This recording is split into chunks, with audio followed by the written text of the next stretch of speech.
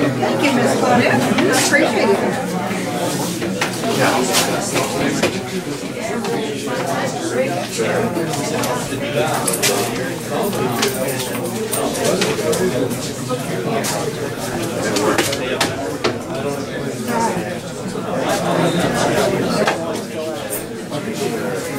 No, but we appreciate all your hard work to get to the point where we can say we don't know what we're doing.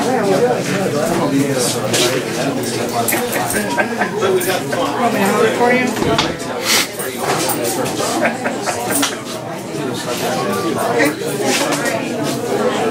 Good afternoon. Let's get this thing started. Congress is on a tight schedule. One thing, if you have a cell phone, either put it on vibrate or turn it off. We don't want interruptions from cell phones. Today's a special day for one young man. Very few in our country gets this honor. And I'd like to introduce Naval Academy Luke. I tried. Rebastall to lead us in the Pledge of Allegiance. So, go ahead and hold that.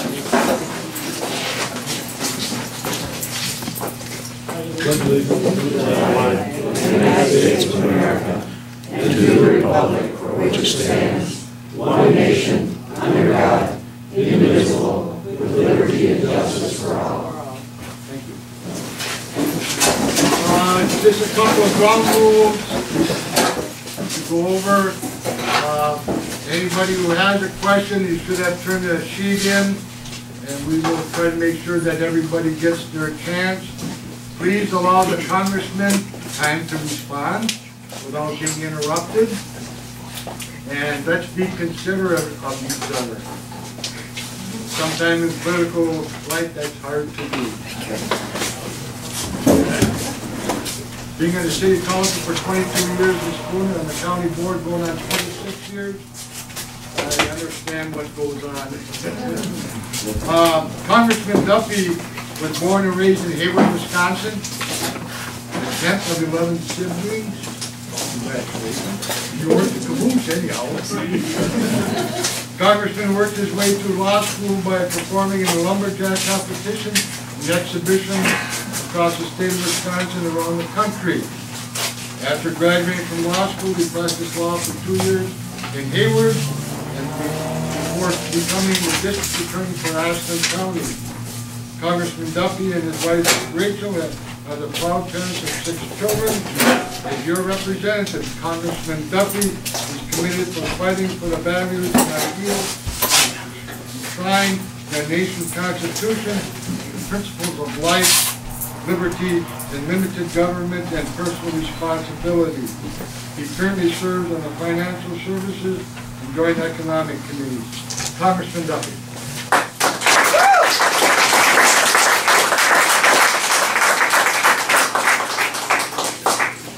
Tom, I want to thank you for agreeing to be our moderator. I appreciate that. Very kind, and you want to take your time out of your day. Before we get started, if you don't mind, as a first-term congressman, there's a lot of neat things that I had a chance to do. Being a guy who grew up in Hayward, doing lumberjack competitions and exhibitions, to have a chance to go to Congress and be a representative has been a remarkable honor for me. But one of the most unique and most rewarding opportunities I've had is to go through the academy process, where I have an opportunity to nominate young men and women to our academies here from the 7th District. Now, they have to get a nomination from their congressman or their senator, and then they also have to have the background and abilities to be accepted to the academy as well. This was my first time going through this process, and this is the first time I've been here with one of our folks who has been successful through that process. Luke went through a whole interview process. We bring a whole bunch of community members, veterans, and we make our young men and women who apply go through a pretty rigorous process. And Luke was absolutely fantastic through that process.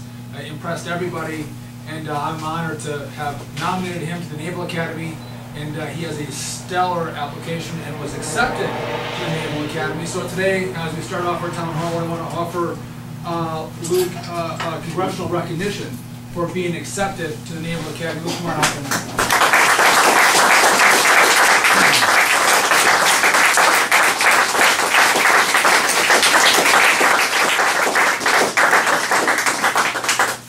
He will serve his country well and be appreciated as a fine young man from Splinter. Congratulations and thank you.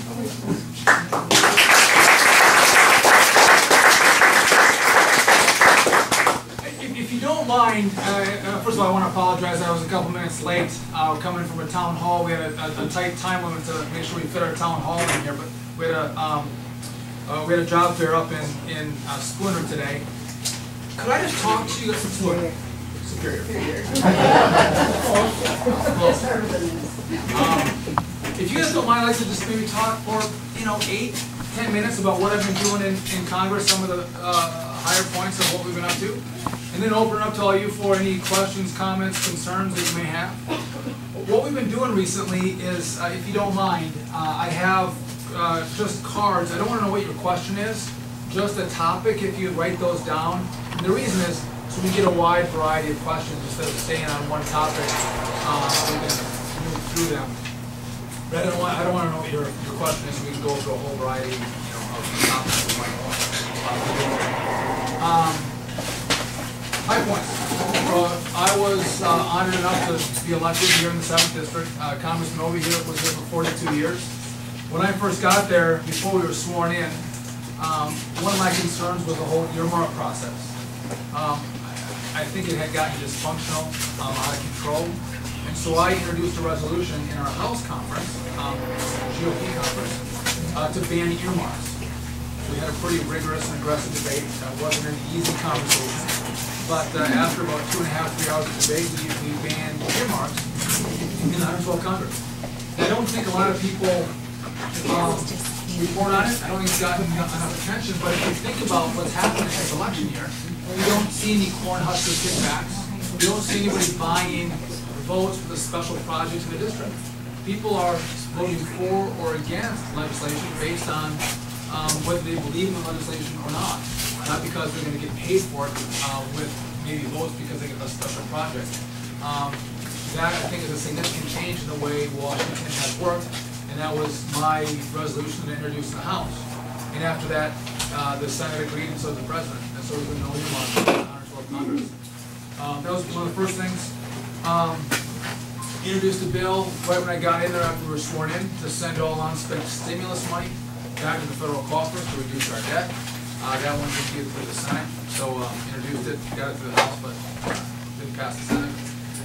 Over the summer, we've been introducing a lot of jobs bills. I don't know if you guys have heard much about that, but we're talking about trying to reduce the regulatory burden on a lot of our job creators, our small businesses, our manufacturers. We're trying to explore more American energy, increase our supply, it increases our revenue stream, and it increases our jobs here in America, and leaves us less dependent on foreign sources of energy.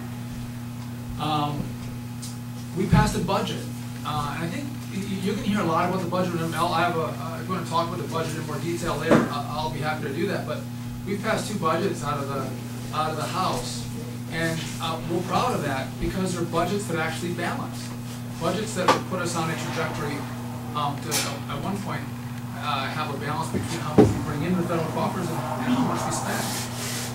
You'll hear that the President has proposed a couple different budgets, but never balances. The Senate hasn't introduced a budget in over 3 years.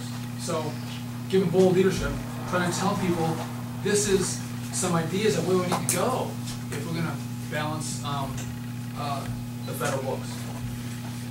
Recently, at the close of the year last year, you guys have heard of congressional insider trading? So Peter Schweitzer wrote a book called Throw 'Em All Out, or Throw 'Em Out, I believe. And they did a 60-minute special on it. I'm not sure if anyone saw it. But basically, there was some issues with members of Congress personally benefiting from their position as a member of Congress. People who would be able to use information garnered as a member of Congress, the position that you've given them, and they were able to then benefit financially from that position. It's outrageous, absolutely outrageous that someone would benefit from the honor of serving.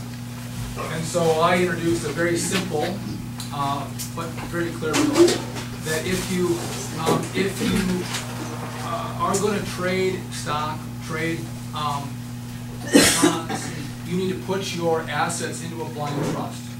So there's a clear wall between you and the information you obtain as a member of Congress and the information that's being used to trade your account. And then if you didn't want to do that, you could actually aggressively disclose. So you have to disclose within 3 days of every trade. So if you want to do it yourself, and say Bill Gates from Microsoft comes in and sees you in your office, and 3 days later you're buying Microsoft stock, you all or the media might go, hey, what did Bill Gates tell you? Transparency, I think, truly disinfects. And that's what my bill was. Very simple. I included the executive branch, people in the administration would be included. Peter Schweitzer, the whistleblower who wrote the book, said this is the best bill that came up. It goes the furthest. And though my version was called the Restrict Act, wasn't the one that eventually passed, the ideas that I incorporated in my bill were the ideas that actually strengthened the final bill that passed. The final bill included a blind trust, like we had proposed, included the executive branch. And I didn't get a 3-day disclosure time period, but I was able to get it down from 90 days down to 30 days. So we helped strengthen the bill, and I was proud of that, making sure we're cleaning up the way trying to prevent anyone from benefiting from the service. Then one other bill I did at the end of the year was the federal employees on average make 16% more than their counterparts in the private sector. Thought that was unacceptable. So there's been a 2-year pay freeze on federal employees. I extended it, my bill extended it 1 more year. So the pay freeze extended 1 additional year. The last pay freeze didn't include members of Congress, miraculously. My bill did. I included members of Congress to make sure their pay would be frozen just like every other federal employee. So that also passed the House, debated, passed the House, and went over to the Senate. That one actually didn't get through. But still, trying to bring parity between the private sector and the public sector. And so you're not making far more money as a pay package as a federal employee than you would in the private sector. Very quickly on my Restrict Act that I was able to partake with on the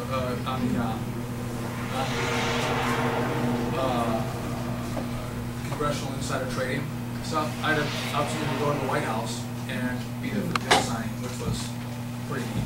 Though they positioned someone that was 6'3" right in front of me, but still need to be there. So those are some of the things I've been up to. Trying to harness the growth and size of government, making sure we have a sustainable government, and trying to promote pro-growth jobs bills, but then also try to clean the place up. Overarching themes. I'm sure there's a lot of topics. If you want to talk about the budget, you want to talk Social Security or Medicare, you want to talk whatever's on your mind, I would be happy to do that. And with that, Tom, I'll throw it back over to you as our moderator. Get started. If there's any questions we're going through, feel free to write it down and I have a couple more. give it to Anna White and Mary Rowland. Yes. Bill from Supporting Schools has a request. I was noticing the other day that our flags are all getting beat up and tattered, they don't look very good. And I understand that sometimes they're available. I have a photo of the one day. We need 3 of them. Where at? All right. That's one thing I can do. I can climb over the Capitol.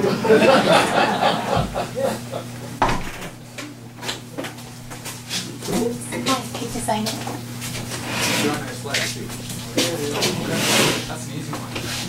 So, Jim Schaefer from Minong wants to know about health care insurance costs. Jim? Right here.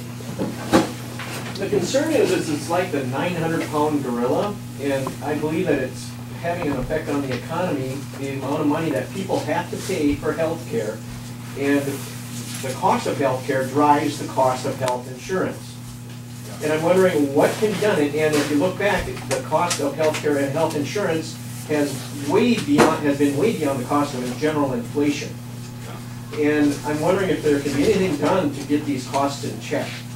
So I think it's a good point, and we've been seeing this battle of ideas take place for the last several years, but it's an issue that we continue to face as a country, rising costs of healthcare. And I think one of the issues out there is the fact that the healthcare market doesn't really work very well. Oftentimes, if you're going to go buy something, you know what the price is and you know what the service that you're going to get is going to be. In healthcare, oftentimes you don't know the service. You should know the service, but you're not aware of the cost.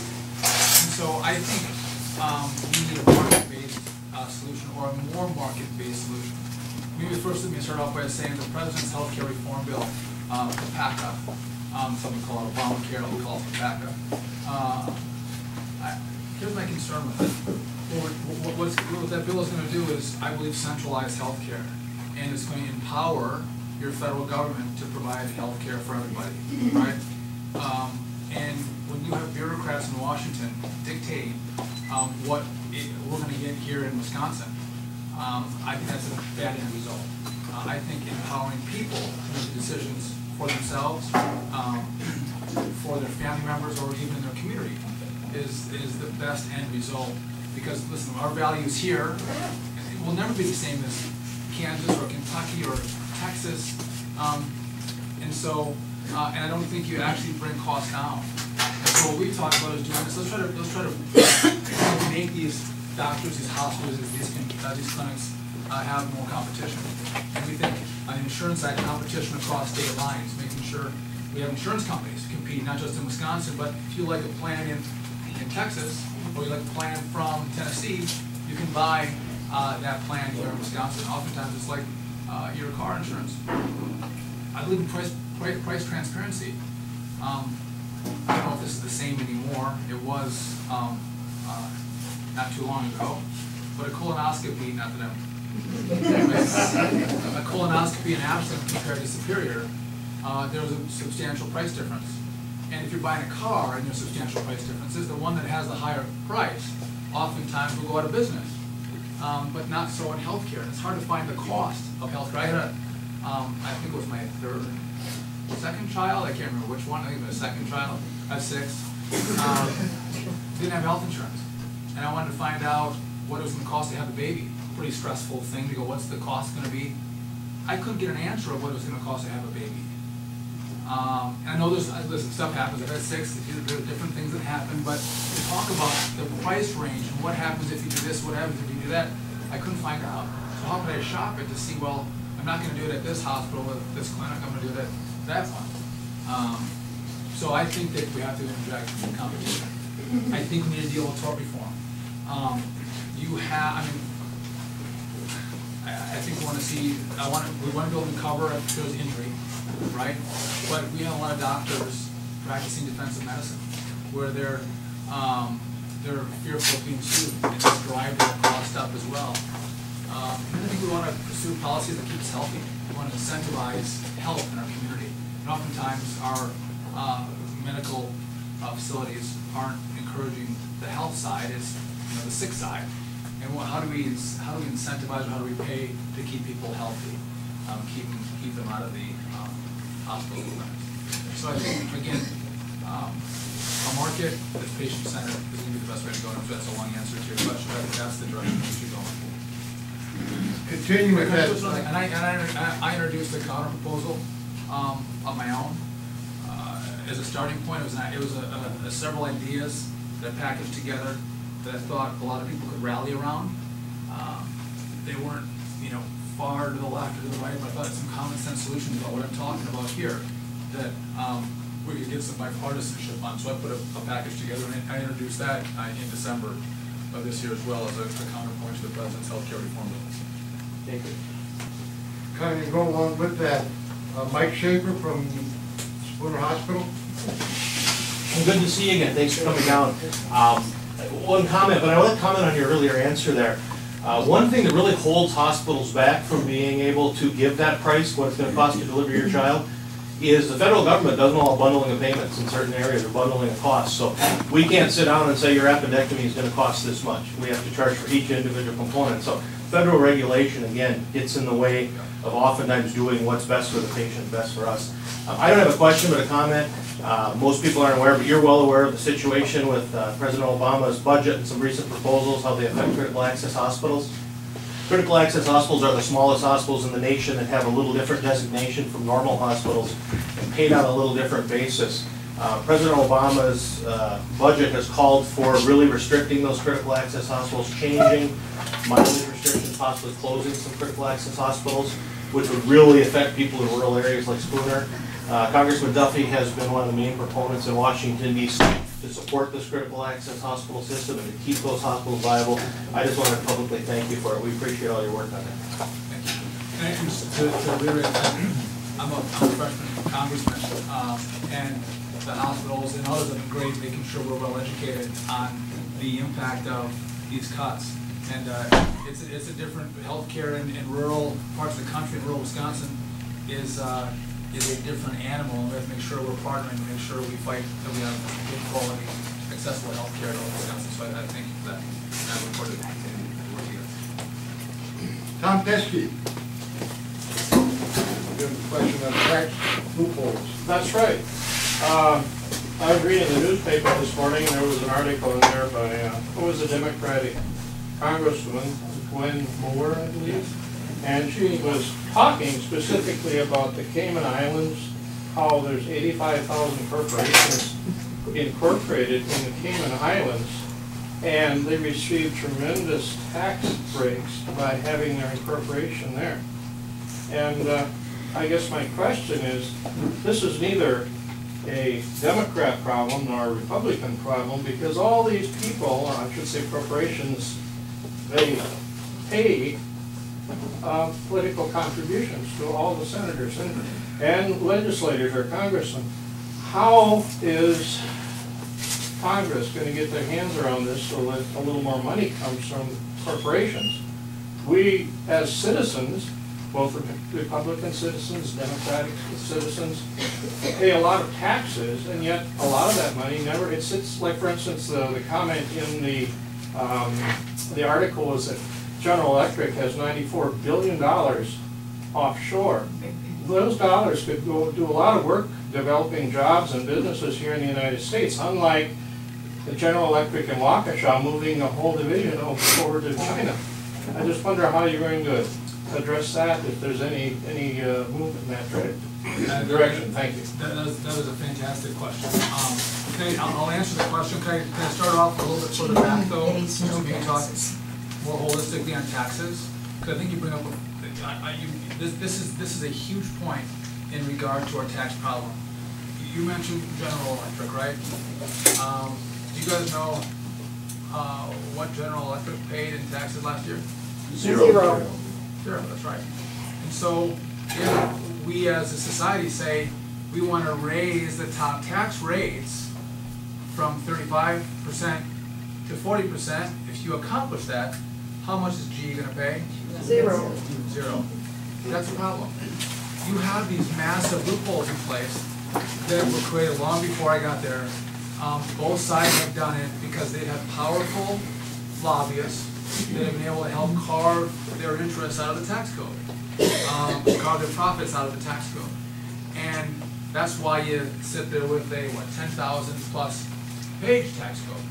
And so in our budget last year and in our budget this year, we proposed actually doing away with the vast majority of the loopholes. We have our committees working on the specifics right now, and we'll come out over the summer with what those specifics are. But with that, you can actually bring all the taxes down and still bring in more revenue when you get rid of all the loopholes. I mean, that's what we need to do as a country. Because it's unfair if if you're a powerful interest on one corner of the block that's able to carve your profits out for your business or your sector or your industry, and a guy down the street doesn't have that political connection, and you guys are potentially competing, why should you benefit because you have political connections? That doesn't make sense. That's not the American system. People should do this fairly. And I believe that we need to simplify this tax code, make it far more workable. And we have actually proposed that in 2 budgets in the House. And I think you're right on. You made one other comment too that I want to address, and I'm 40 now, I'm losing track of. You talked about taxes and one other point that I wanted to address, I can't remember what it was. I can't recall what, other than the fact that I felt that it was not a specific problem with both Democrats and Republicans. It had to do more with politicians being sort of obedient to their masters, if that's a proper word for it. I mean, I don't argue with the idea you need money to get reelected, but, you know, we're out here too. Well, that's why, just so you know, I have voted twice now to take them away. I am obedient to my constituents. And I'm here because you all sent me to Washington, and I'm doing some the best interests of the country. And if people support me, they support me because of my ideas and what I'm doing. And part of it is to say, let's get rid of loopholes. Let's get rid of all of them. Take them away. I'm fine with that. So, absolutely. Thanks for the question. It's going to be a hot topic, I think, in this political season. And if I missed it before, there's a young lady back there with nomination papers for Congressman Duffy, if you wish to sign in. I can't say that. No. But I appreciate the time, but thank you. There's no official event. Mr. Johnson, executive privilege. Yeah, here. I'd like to know what that means, an executive order. Like some time ago here, President Obama wanted something done, it wasn't getting done, so he issued an executive order. Now, and he intends, I heard this morning on Fox News, which I watch every morning, he's going to continue to do that and bypass Congress on a lot of issues. So my question is, what is an executive order? And how? We know we see it. I mean, maybe to the point that you're making is what's dictatorship to me. What's happening when we have czars, when we have bureaucratic agencies that do in the agency structure what can't be done in the legislative structure? It's a big problem because when I get to your point in a little roundabout way.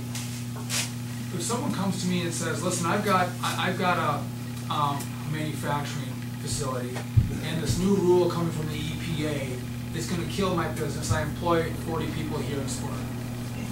You came to me and said, "Well, could you help me with this issue?" You know what I would do for you?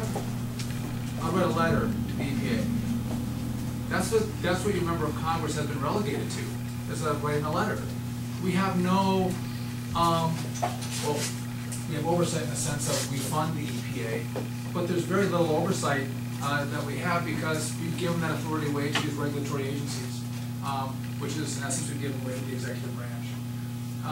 What we've tried to do in the Congress is we empower Congress to have more control. And so we said, listen, any new rule that comes out, if it's going to have an impact on the economy, a little different than what you're talking about, but on the same vein, any rule that comes out of any agency that's going to cost the economy $100 million or more, they would need to get congressional approval for it.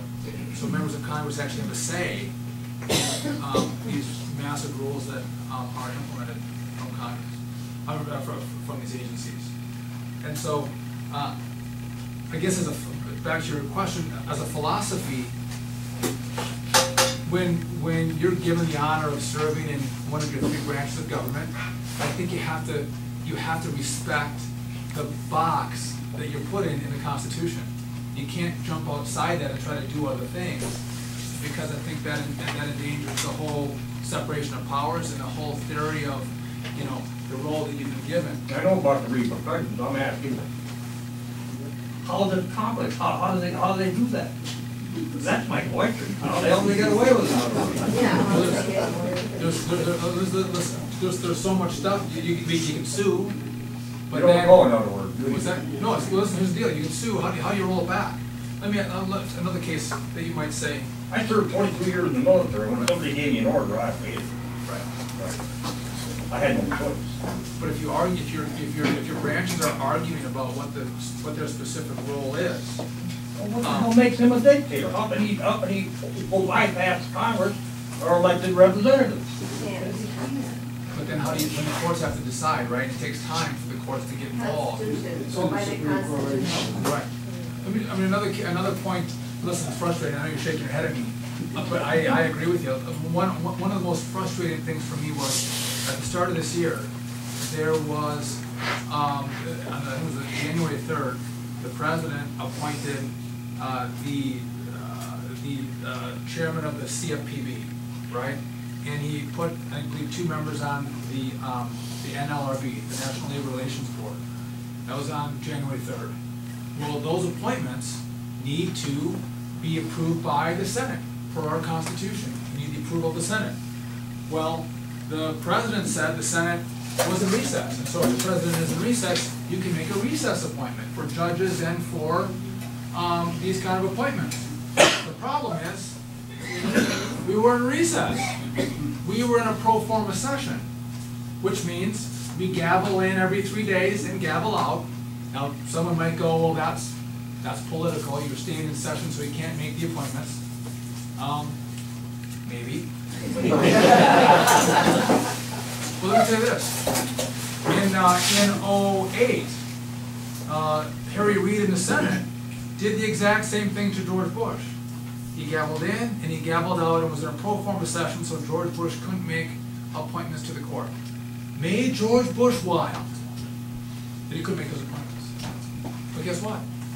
He didn't make the appointments because there's different roles for each branch, and if the Senate isn't going to approve your nominees, you can't do it.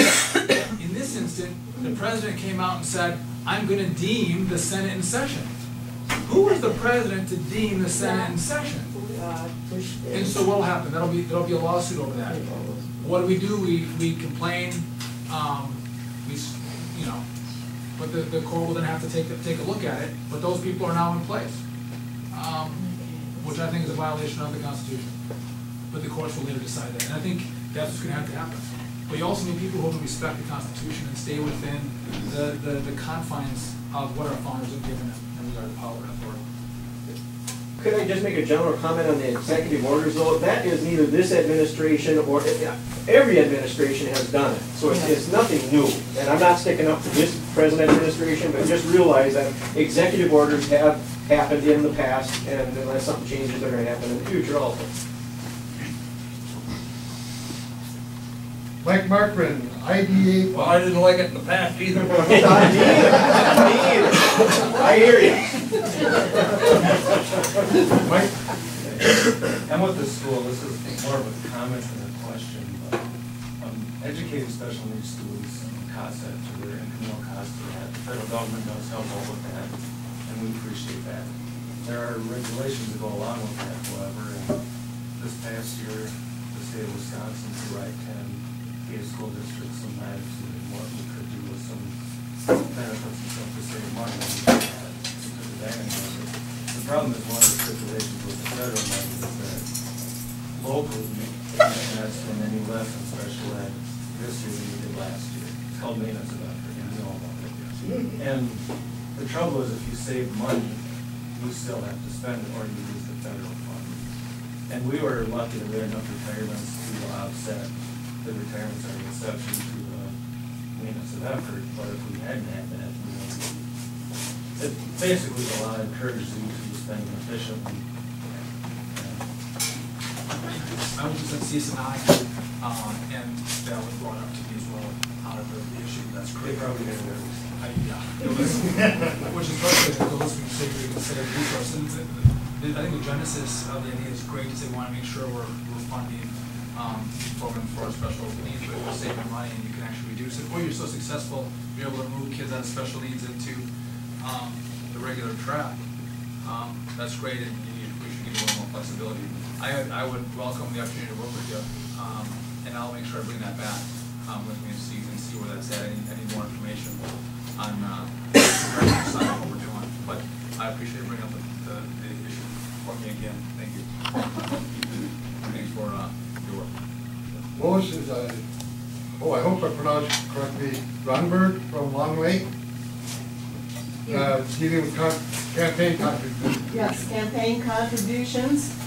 I spent a lot of time on the computer, and I see that you have received $20,000 at least from the Koch brothers, who I think are one of the most evil entities in this country. They fund ALEC, and for everybody's knowledge, ALEC is a group funded by the Koch brothers and all the corporations like Pepsi and Coke and Kraft, who have all been in it. They are now dropping out because ALEC now gets all of the legislators to their parties. They throw big wild parties, plush parties, and that is where they pass out the legislation that they want to have passed throughout the country. And that's why all of these things on women's health and guns, whatever, they're in many, many states, and it is not a good organization. And I know that Roger Rivard is a member of ALEC, and I'm wondering if you are, and if you have received funds from ALEC. Do I have to sign up for ALEC? Pardon? Not that I'm aware of. I haven't signed up for ALEC. You don't know about ALEC? I said I haven't signed up for ALEC. I don't know, do you join a membership? So no, I'm not a member of an ALEC organization. That's what my question was. Okay, yeah, no, I'm not a member of I signed up a name in Columbus. I'm not a member of ALEC. But this organization is different. Have they ever contacted you? No. Thank you for the question. So no, I'm not a member of ALEC. Thank you for the, yeah. Okay. I think I'm only, right, and that's about it. Yeah, my father's 6. So, that takes up all my time.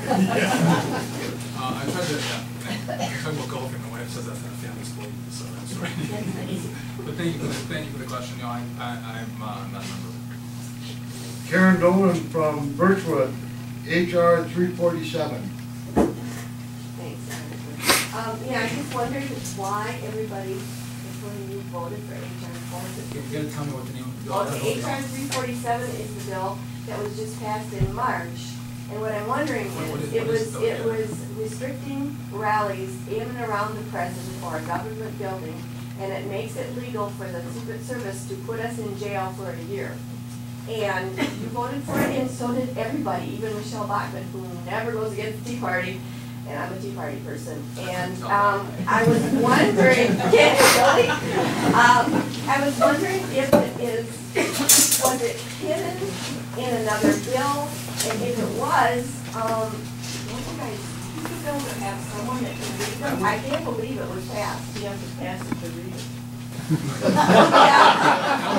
Okay, but you know, we have a lot of rallies in support of Governor Walker in a lot of things, and lower taxes. And if they deem us to be a threat.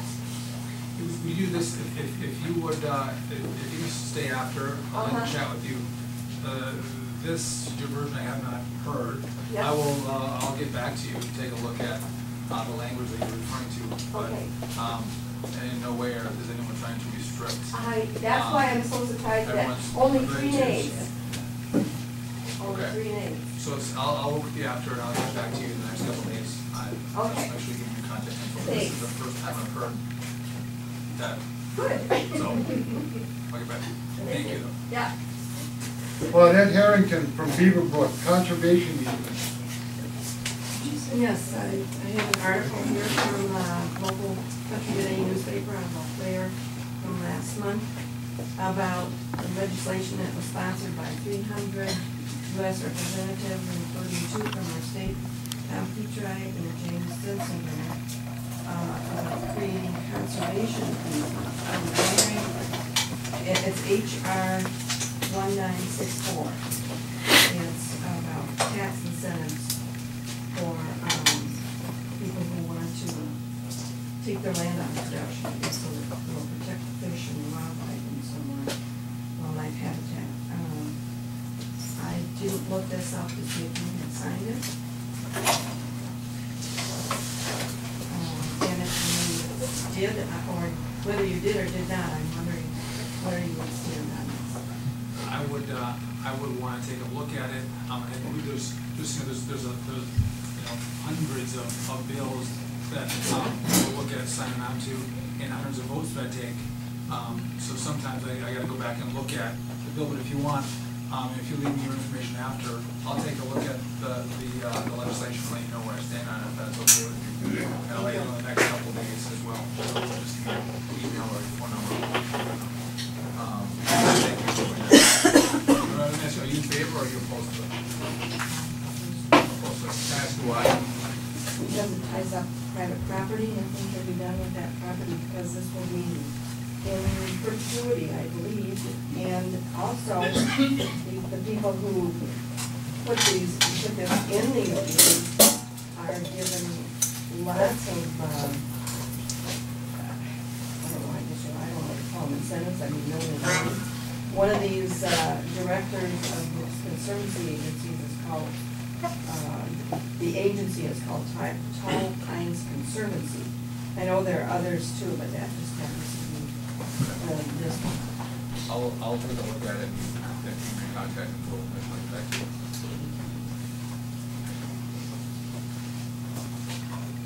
In the back. Dean Melman from Cumberland. Wait, I think there's a follow-up question. Yes, a few days ago, Mr. Obama said that he was not born with a silver spoon in his mouth.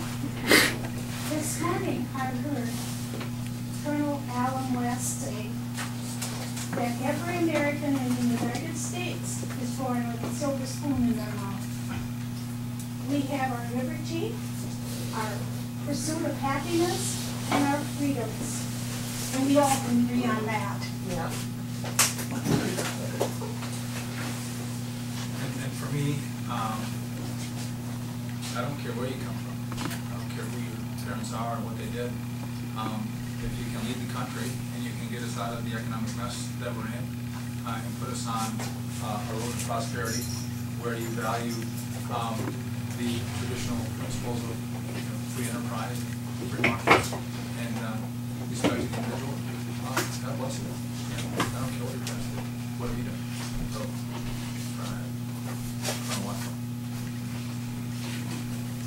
Gary Tenhill from Minot.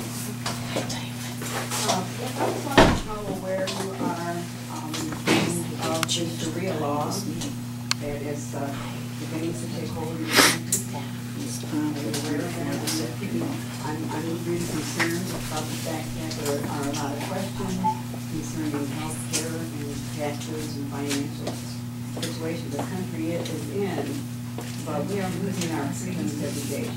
There are a lot of freedoms that most of the citizens aren't even aware of that have already been signed away. It's Sharia law operating in a couple of our court systems already. There's Sharia law operating in some of the banks. And how can that be? We can only operate under one law in this country.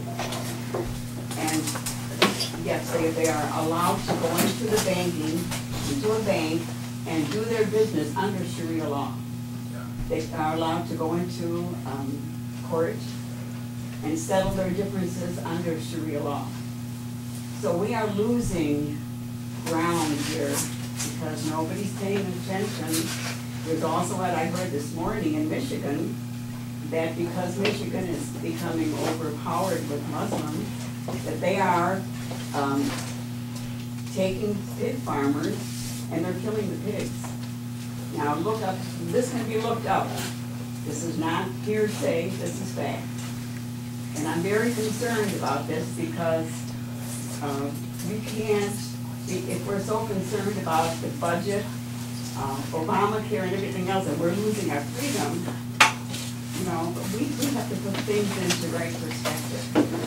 And this has concerned me very much. And my question to you is, do you know, are you aware That's my question. I haven't seen the specific examples that you cite, but I would tell you this, I do believe in our Constitution. I believe in our federal and state laws that take precedent over Sharia law or over the United Nations. We have our own system of government That's right. that I would submit doesn't follow any other law.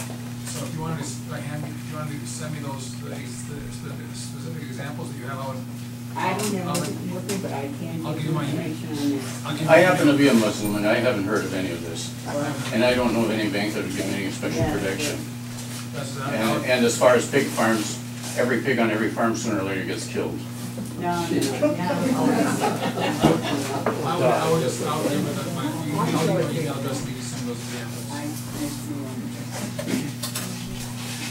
Carol Legler, dealing with Social Security and Medicare. Yes, I'm glad I made it this afternoon. I was given the wrong time.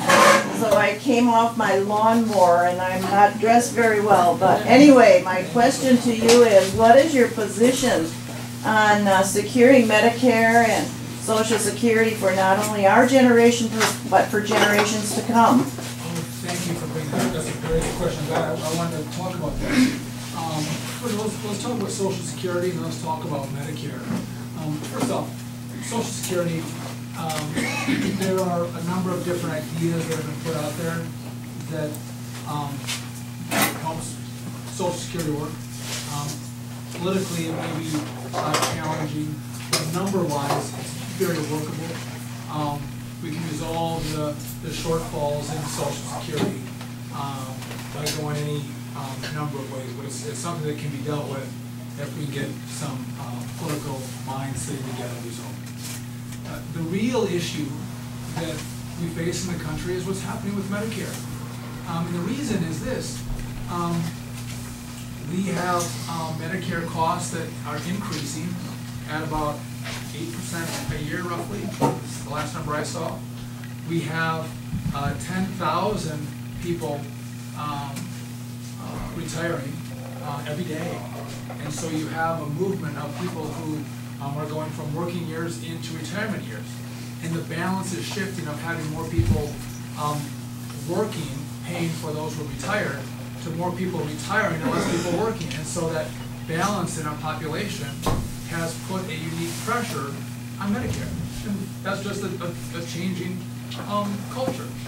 And so everybody has agreed that we have to fix and save and protect Medicare.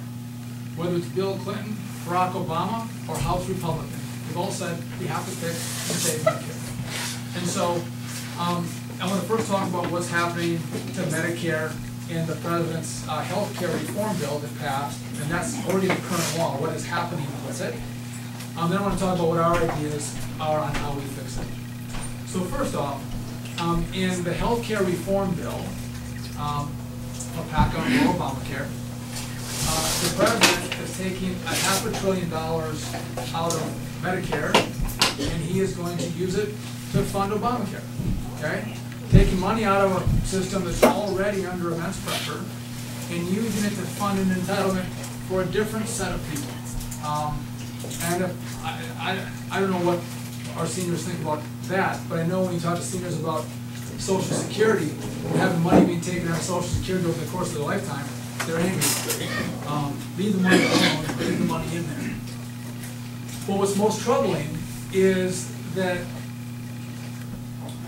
the President is setting up what's called the Independent Payment Advisory Board, the IPAD board.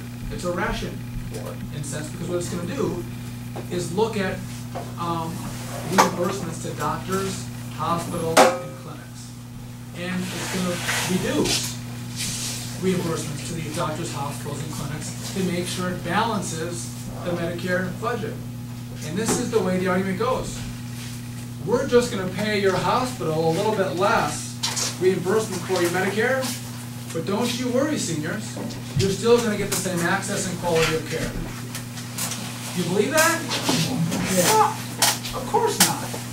Because every doctor, every hospital, every clinic will tell you, we're already getting reimbursed less than it costs to provide the service. And so you're gonna have the government breaching the promise to our seniors because they're not gonna pay a sufficient amount of Medicare reimbursement. And that's not for some future generation of seniors. That's for today's seniors. That's the current plan. That is what's in effect right now. That is the law. $500 billion coming out, and the ration board is set up with several months down the road. Okay? And so if anyone says Medicare has been changed, it's been changed by one party, and it's been changed by the president's party. What we've said is this. Listen, and by the way, with these new reforms, the Medicare trustees, even with these reforms, even with the ration board, the Medicare trustees tell us that Medicare is going broke by 2020, 2019. Still going broke, okay? Even with this reform of rationing. What we've said is, listen, people have retired based on a promise. They've retired with the understanding that they're going to get a benefit in Medicare. Give it to them. Give them the promise. Put the $500 billion back in. Do away with the ration board. Give them the Medicare that they all anticipated they were going to get when they retired. Actually, those who are 55 and older, who are about to retire even, who set their life savings up around the Medicare system, give them the traditional Medicare system too. Because they've saved for this system. If you're going to change Medicare, do it for a generation that can plan for the change. And what we've said is, let's set up an exchange program where these future seniors can come in and buy out of an exchange a Medicare plan that's pre-approved that works for them. They want, whether they want to buy a gold-plated model or a lesser model, they can. But they get premium support. The government supports their premium just like the federal plan that I have. I get premium support for a federal healthcare plan. So too the federal government will, these future seniors will support. And the poorer you are, and the older you get, the more support you'll get from the government.